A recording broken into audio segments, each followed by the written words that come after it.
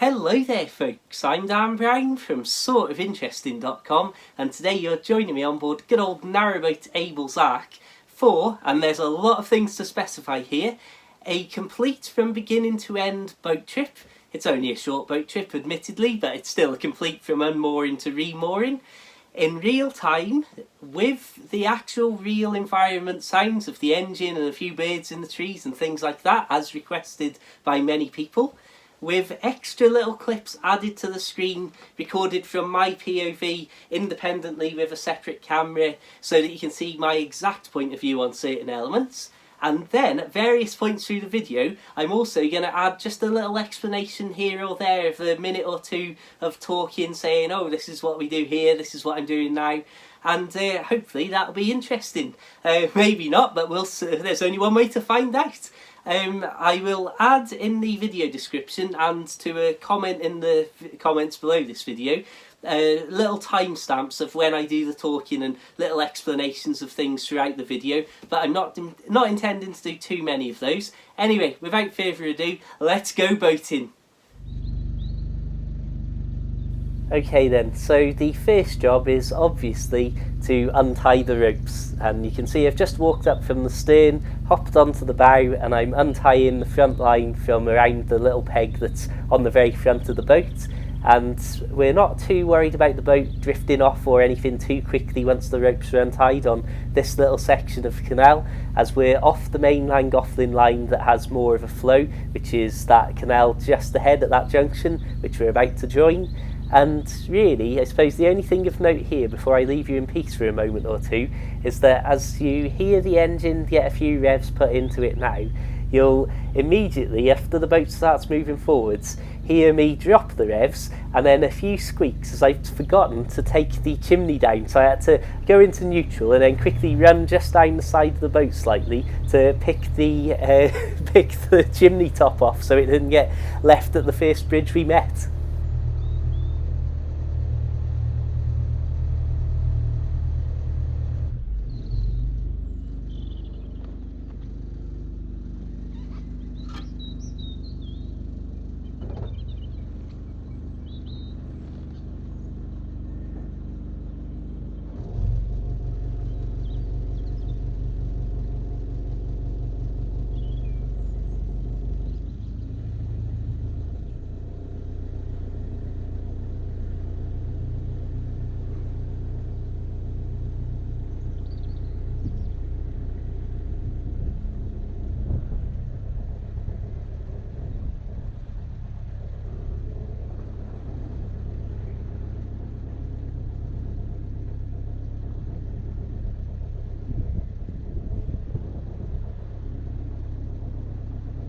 So now we've got some forward momentum going. You can see how stable and steady the boat is in the water, especially as we've barely got any wind whatsoever to concern ourselves with.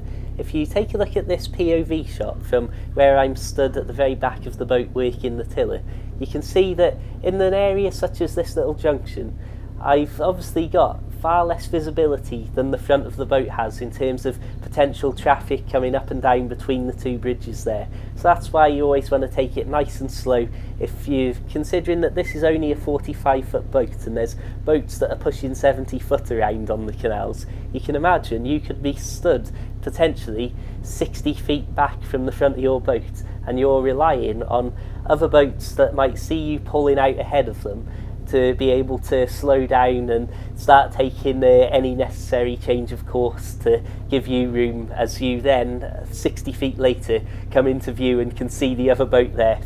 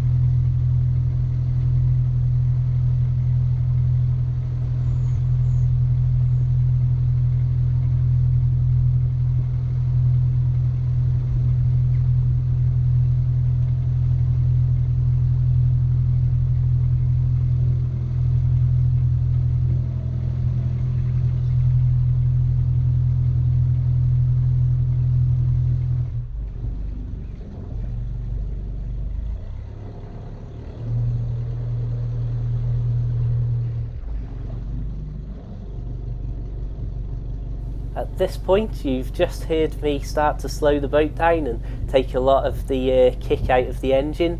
And of course, because we've got about a 4 mile an hour flow on the Llangollen Canal, which is quite a flow for a canal, but because we're going upstream, that has a surprising effect in slowing the boat down compared to if we were travelling downstream, how much it would just give us that extra little boost forwards. You saw then I pointed the camera down to the reeds at the side, so you can see. I always think that the fisheye lens of the GoPro that we're looking at now makes it seem as if we're travelling a lot faster than we actually are, and obviously we slowed down well before we got anywhere near this boat, and as we pass we're keeping the revs nice and low and not suddenly thinking, all right, we're almost halfway past it, let's just floor it again. And well, again, not much to say there. Slow down, be respectful, and that's that really.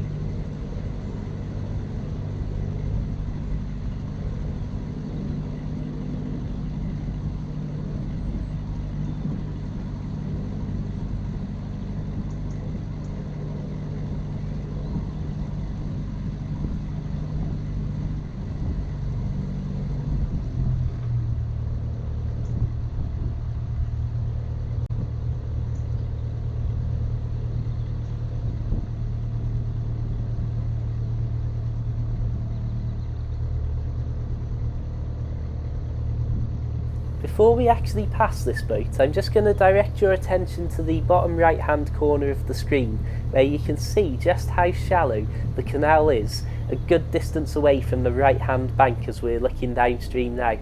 And this is one of the reasons I was very grateful that this approaching boat we're passing now went so far over to their side to give us plenty of room to pass on, because as you can see, it looks like a much wider section of canal than it actually is when you think of how much your boat can actually use.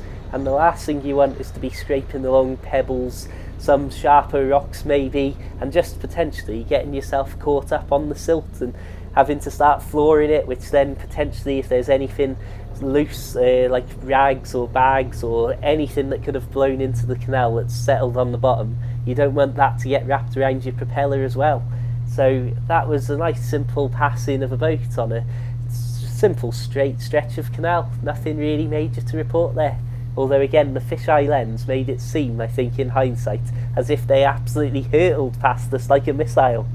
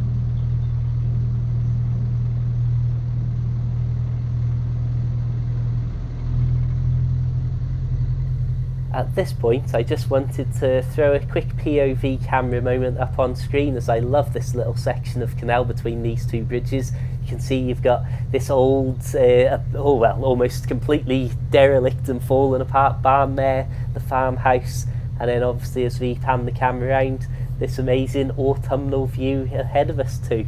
Absolutely lovely little stretch. Only takes a minute or two to boat through, but it is fantastic.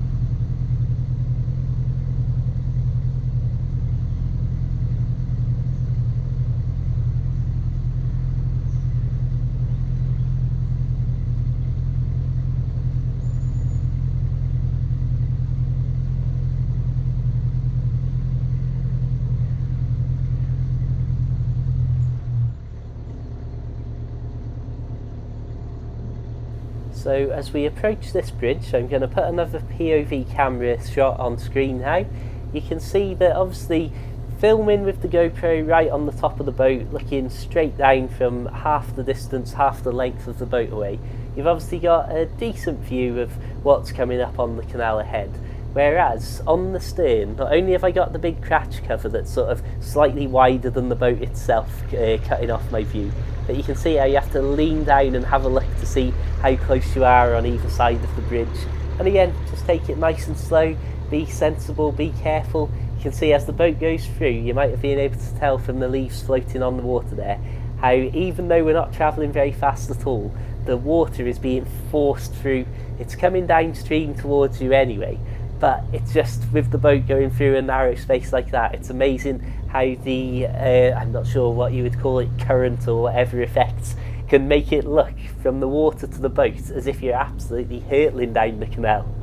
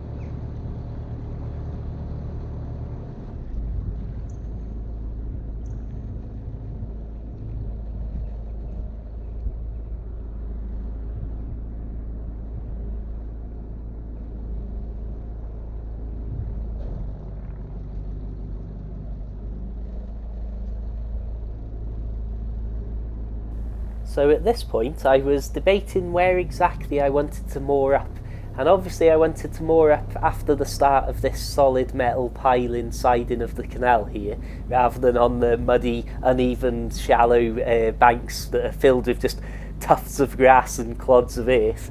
So basically you might see just at the front of the boat there's that black pillar which is a 48-hour mooring sign. So I decided actually I'll carry on past this first little bit, and rather than using mooring chains to moor up to the piling, I'll go on to the 48-hour mooring spot and just moor up directly to the mooring rings provided there. So that makes it obviously a lot simpler. Obviously, if I'd have had that decision solid in my mind, I wouldn't have fetched the boat over to the side of the canal straight away and be then trying to nurse it down to the canal, to the 48-hour mooring rings like this at very slow speed. But again, this is somewhere that the flow of the canal coming down towards us is helping us in one way, that it's taking our speed off very simply, very quickly and very easily. But also, as you can see, once the front of the bow has started to go away from the bank, because the canal's pushing down against it, you can see here how it's just slowly pushing the bow out and out away from the bank. And that's the sort of thing that here we're not in any great rush or worry, but if you're not careful and if you're not paying attention, you can see how quickly your boat can float off into the middle of the canal, and then you've got to try and steer it back into the side, and it's just the usual fun and games, as you can imagine.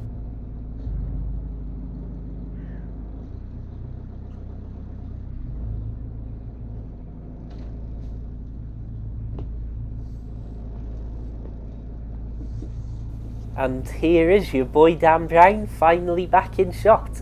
So as you can see, it's only been a very short trip, and now that I've got the rope here, this is sort of the centre line, roughly halfway down the boat. So obviously if you pull that, it's pulling the whole of the boat back towards the side, rather than, say, taking the bow rope. Even though the bow is what was furthest away from the canal bank, if I pulled that in, that's potentially then going to lead the stern to float out into the canal. Plus, with the tapered shape of the bow of the boat, if you pulled that tight to the canal bank, that shape alone is going to fling the back end of the boat out into the canal.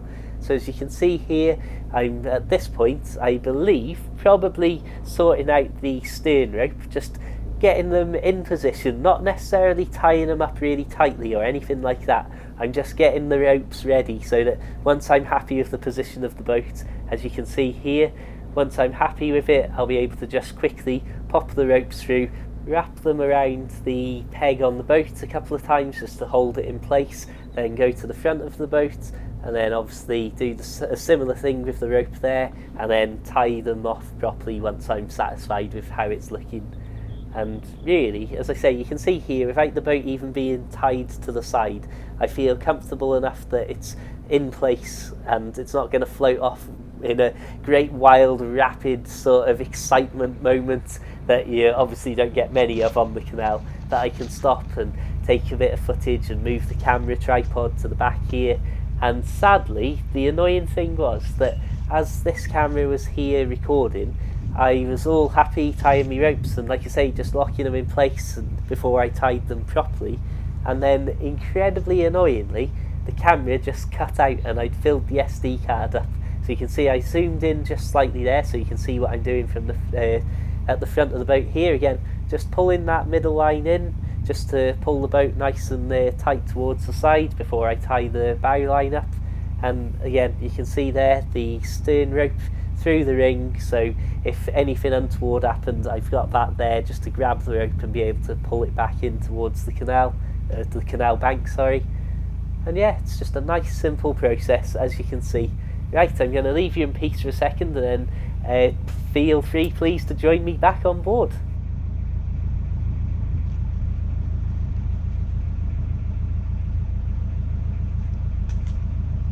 So thank you very much, my friends, for tuning in. I hope you've enjoyed that. Please do consider subscribing and checking out my hundreds of other boat life videos from Abel's Ark and my previous life on board Narrowboat Tilly. or no, my life on board my previous boat, Narrowboat Tilly. Sound like some sort of strange past life experience then. Anyway, please do also consider checking out my short books available for the Kindle, all about life afloat. I've got a new one in the works that'll be coming along soon. There's also a paperback that's a collection of some of the shorter Kindle books. It really does help me out, and it is a huge part of funding these videos is through book sales. So please do consider checking those out. Find links to that in the description below, and loads of other stuff: Facebook, Twitter, Instagram, all that sort of stuff. And well, until the next time, my friends, as always, have an absolutely fantastic day. Keep it boat worthy, keep it interesting, and of course, farewell.